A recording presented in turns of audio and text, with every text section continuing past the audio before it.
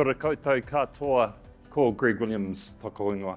My name is Greg Williams and thank you a lot for inviting me along. I'd just like to acknowledge the traditional owners and custodians of this land from the Kulin Nation as well. Listening to the talks this morning, I was kind of inspired and kind of awed, particularly with the EMC group and their speed of implementation. And I'm going to tell quite a different story, but also focus on some different elements of what we were trying to do, why we were trying to do it, and how we use technology to help us do it, and what our aspirations are for the future. The technology bit of this is actually relatively small, but super important. The genesis of our project was very similar to what we've heard a lot of this morning. We had a home-built 1995 in-house patient admin system. It was built in anticipation of the Y2K bug, so that ages quite a lot of us right there. And I think it also reinforces what we've heard today, that would not die, although we were worried about it toppling over. And it was built on 1990s technology. It didn't do all of what we needed for our patient admin system, so we had a couple of other bolt-ons which were equally old and out of support. That was both a technical debt and a risk to our ability to function day to day if any of them ever toppled over, but it was also holding us back from being able to make the strides forward that we wanted to do. At the heart of this though, because very quickly we ran the same risk of thinking of this as an IT project, and it was a massive one. It's the biggest one we've done in decades and the biggest one across the public healthcare sector in the country for many decades. But the whole point of it is that it's not an IT project. It's trying to do better for the community that we serve. And the community that we serve is specific to New Zealand Aotearoa. So there is context that's important for us. And we wanted to do the best job we could with an implementation of absolutely mission critical system. We also wanted to do things right. We wanted to go cloud. We wanted to take a product off the shelf, choose the best one for our purposes and use the processes as designed, not go messing with it and trying to modify it to our purposes. But we also recognised that our context is specific to us and that we needed to be recognised within it. And when I say we, I'm really talking about the community we serve. So I'd like every patient and every family member and all members of our community who come and receive services through our hospital system to see themselves in what we do. This also reflects, and you're going to get a little bit of a history lesson, but you know, we all like stories. It also reflects a little bit of how us as a country have been on a journey, I suppose, and some things are probably similar to Australia and some other countries that have gone through a history of colonisation. We heard a little bit about that earlier from Andrew from Northern Territory, and some of it is unique to New Zealand.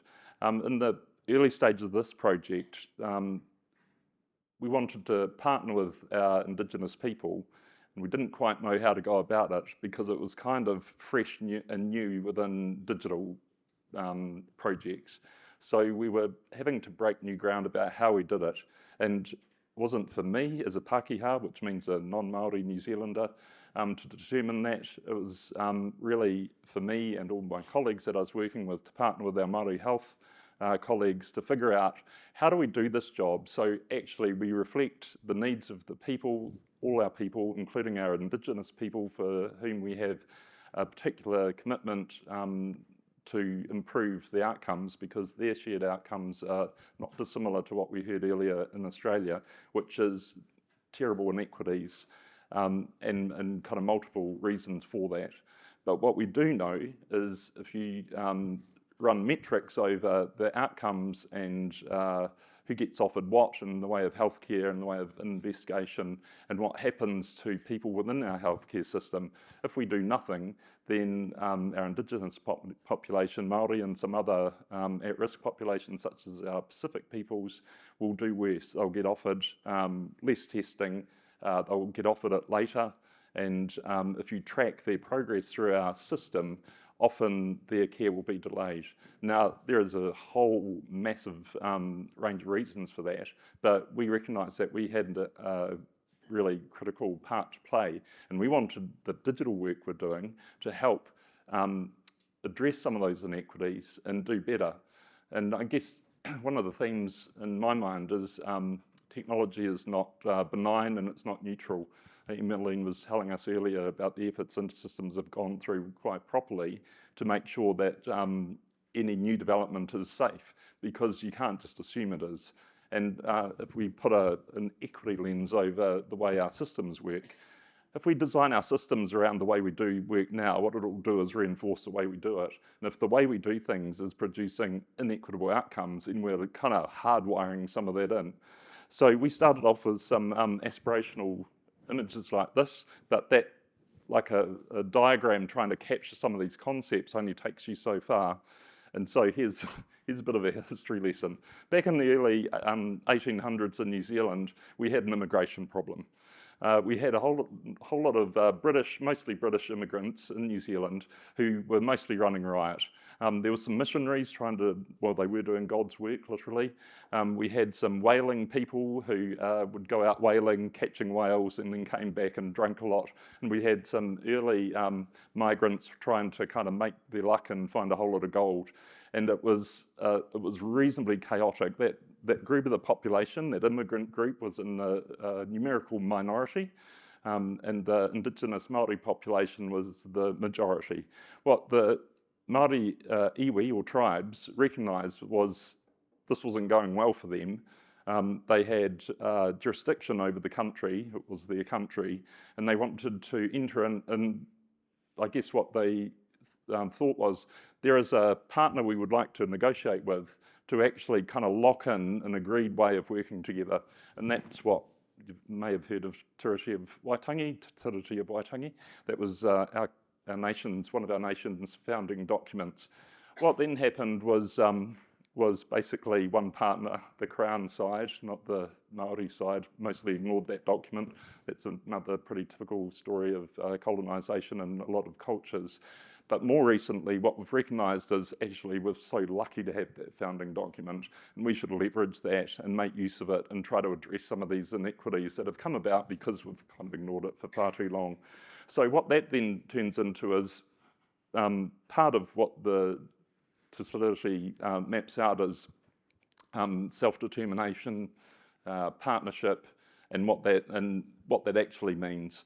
And then, so we've taken that, as a country we've taken that, but for the purpose of this project, what we did was we worked with our local iwi, which is Ngāti Whātua, up on the top left, and our Māori health team, who had reorganised themselves to be a kind of a collaborative collective within our hospital system, which is Heara Whiria, which roughly translates as the woven path, because the concept is we are weaving together a whole lot of different moving parts to try to get a better outcome.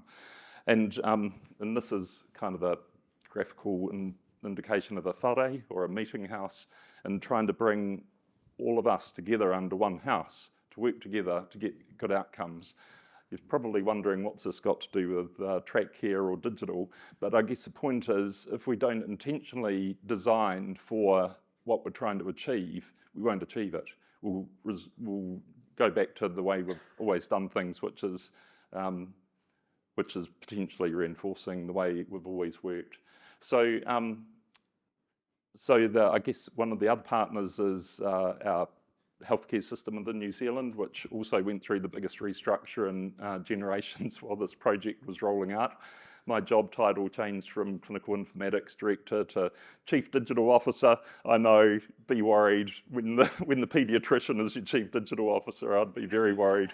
But somebody recognised that, and that position became unavailable soon after, and then I moved into much more of a clinical role, which is the one I hold now. So my job, and a whole lot of others who have been involved with this project, has been through a similar project of massive upheaval and change.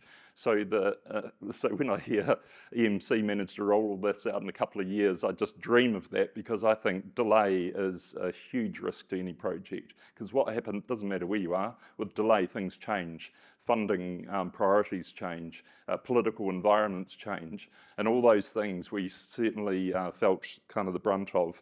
I've lost track of how many turnaround committees, meetings with the Commissioner of Healthcare New Zealand, basically with the question of, should we keep funding this or should we pull the pin? And so it was nothing near miraculous that we kept going. And I guess the reason we kept going is we had this. We had very clear vision about what we were trying to achieve and how we were trying to achieve it. And the other thing we had was incredibly strong partnership, not just with our Māori health partners, but with InterSystems as the vendor. And I'll touch on that in a bit. So we're not Acacia, we're Tūpono Araha. That translates as loyal to all services with compassion. If you asked all our services on the day after go live, I'm sure they would have a different view. And I was having a little bit of PTSD. In fact, it's exactly 1 year anniversary of our go live today. And we were... And I was joking with my colleagues who are here today, we would not have been doing a customer satisfaction survey 8 weeks out. So big props to the Northern Territory crowd for not only doing it, but getting such results. That is awesome. So there is a concept of weaving. This is a Māori motif.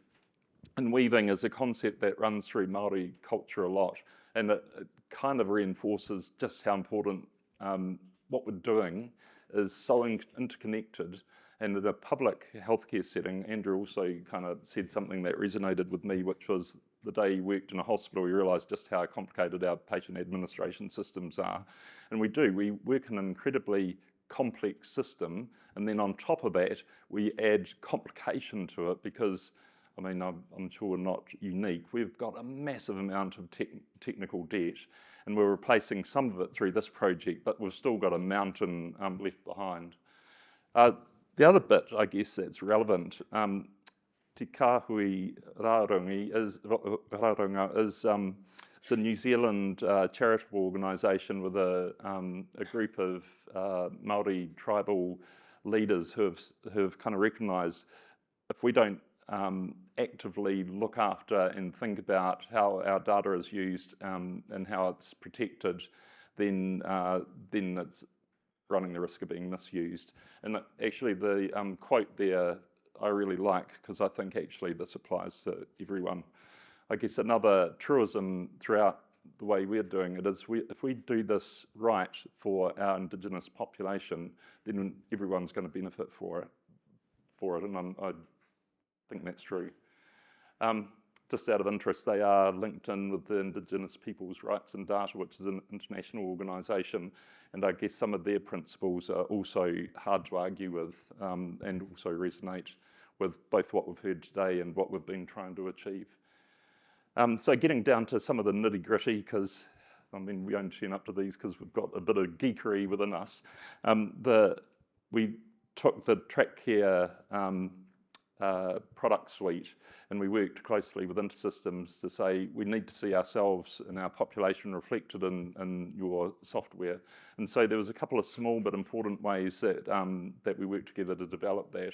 And throughout all that we've done, we've tried to use, or we have used, standards-based throughout, like you all have. It's a bit of work to get there, but then you never regret it from there on in.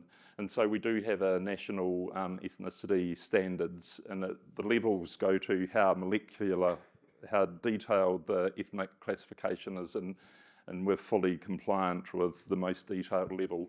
So we can understand exactly who you are, and this is self-identified.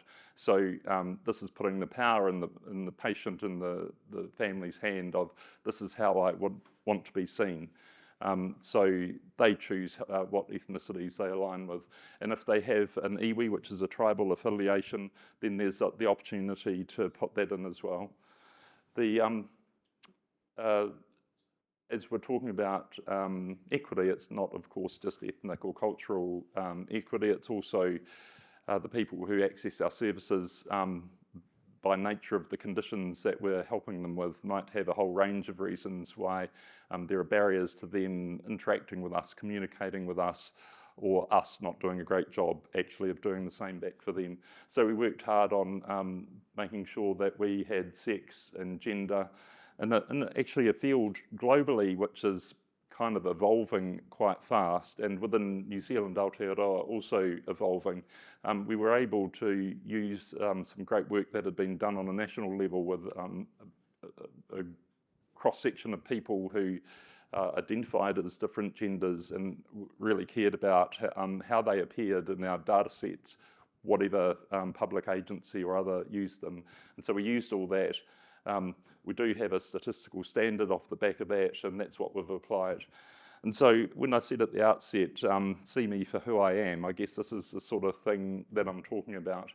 And then I guess we're collecting data points, and what do you then do with them? I mean, we can collect them and report on them, that's cool, but it doesn't actually necessarily change much about what we do and how we do it. So we added in the potential for adding some what we called equity alerts and having an icon within TrakCare to point that out. These are, I guess, nudge factors. So and the idea is, and I think we're still working on realising this to full potential, but if you take a customer-centric view of the world, I think every interaction with anybody who works in our system should be enhancing, we call it mana enhancing, kind of enhancing to the soul and the being of the people who we're interacting with. That could be the receptionist at the front door, it could be the triage nurse in our ED, could be the clinic booker who you're phoning up to reorganise. So understanding who I'm talking to, how that person has identified themselves and how they would like to and prefer to be treated is so critical, I think, from a person-centric point of view. We've got a support network of care navigators for people who we know if certain sections of our community, if they don't get additional support, or the barriers I referred to earlier will result in them getting delayed care. So that's not okay for us. So we're doing some things actively because we've got the data points to be able to identify and track what then happens. And I guess this is just another example. I mean, we've got, like many of you, all of you probably, we've got dashboards and whatnot up the Whatu. This is just one example that I grabbed. This is a dashboard showing theatre cancellations for elective procedures. And up the top left, you can show all, or you can filter it down by ethnic group. And so we actually use this and a whole lot of other settings of what's our wait list look like? What does our wait list look like by ethnic breakdown? And I tell you what, if you do nothing, what you end up with is some population groups looking quite different to others because of the inherent barriers to referral and all those things that I alluded to at the outset. So we use this and we're committed and we're required to, and our Māori health partners hold us accountable to this, to show that we're reducing the inequities, which we do over time. And I guess the important thing is we have to be intentional, like I said before, about collecting this, doing it in a way that's respectful of the people we're interacting with, and then reflecting that back in the way we do things in a way that's not, I guess, transactional, but enhancing to their well-being.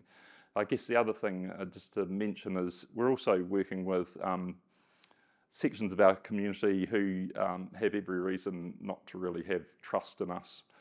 So all of this is partly a trust building exercise as well. So if your or your family's previous interactions with us as a healthcare system has been not great, then you've got understandable reasons to have lower levels of trust, which will almost certainly and predictably roll out into poor outcomes, because where there's no trust, that working therapeutic relationship or relationships with our multidisciplinary team won't necessarily work so well. So when I say is we're capturing the information for good purpose, but we've got to do it in a way that's respectful and not just transactional. And then we need to actively use that, not just have it and measure it and kind of report it on a dashboard, but do something about it. I guess the other bit that we've already heard of, whether it's too many clicks, or I must admit, if I could get our teams going, could you admit that patient and you worry about all the detail? That would be awesome. And I'm not quite sure if you're in TrakCare is quite there yet, but it looked pretty close, because far out, I tell you what, we rely on, I mean, we've got a big hospital system. It's about 1,300 beds. We have over 100,000 admissions a year. We have about 1 million outpatient appointments. Our administrative staff are so crucial, and there's so many of them. And we've worked really closely, and big ups to you, Sarah, who oversees that team, has been working with building that capability so that they do their life's best work every time they come to work. But far out, if anybody does anything slightly wrong and kind of doesn't quite fill out all the right data points or whatever, then we can, heaven forbid, lose patients off wait lists or off follow-up. And in amongst 1 million outpatient clinic appointments, it's really easy to do that. And so we've got an ongoing body of work to maintain that quality control, but also we're always looking for ways to, like I say, make it easy to do the right thing first time, every time, and do it really fast. And particularly from everybody, but particularly our clinical teams who interact, and for a whole lot of other political reasons I won't go into, and funding constraints, we've really put the patient administrative section of TrakCare in place. We're not using the clinicals, we're still using a very hybrid breed, definitely not best of, but it is a breed. And our clinical staff want their lives to be made easier. They're working under the pump the whole time. So every time we do things that make their lives easier, they're hugely grateful, and if it makes it harder, we get to hear about it. And through the media as well. These are some of our kaimahi. There are many more. We've got about 12,000 employees in our hospital system. And I just want to have a shout out to the hosts of the day today. One thing we haven't regretted is our choice of vendor partner. And I've been kind of doing things in the digital realm for some time, and I've had plenty of times to have it reinforced. Your choice of vendor for these systems that will be in your place for many decades is so crucial, because there'll be problems and you'll have stresses and all the rest of it. But having the corollary with some of the other partnership and team approach that I was referring to before is equally important with your vendor partner. So that willingness to go above and beyond and figure out, if we hit a big roadblock, how are we going to unpick this and move on? So thank you very much. I also harken back to when we signed the contract. It was a monster. I don't know how many hundreds of pages it was, Darren, but I'm sure you and I never ever want to see it again. And in fact, at the time, we said we're signing this, and we never ever have to want to pull it out again, because it's just like this mountain of legalese. What we did do was come up with a set of partnership principles, and we have referred back to these, and I think they still hold true. And I've just picked and put in bold the ones that I think are most crucial, and the ones that we've called on more than any others. Our team has been huge, and I have lost count of how many times people have told me that the Te Ponaraha team, which, and by the way, not just implementing TrakCare, but also trying to renovate our ugly old data warehousing and also implementing another clinical system at the same time, have just been the most cohesive group of people. And I don't think that happens by accident. That also happens by really careful selection of people, and then I guess feeding and watering, but actively maintaining the culture of that teamwork. When it's, I tell you what, after go live, our resilience was put under the test, and it was found, I think, to be very resilient. And also, big shout out to our crew from InterSystems who have been with us on this journey. Tracy was reminding me of here, and I and another one of our team members rocking up to general medicine handover one morning and then general surgical handover another morning because we'd just got stuck and we had deeply unhappy clinical teams, and the only way we were going to resolve it is by all working together. So I still have fond memories of that as well, Tracy, so thanks a lot. Geez, I was going to leave time for questions. I've given you 1 minute, but I'm happy to take questions or talk afterwards as well. Thanks.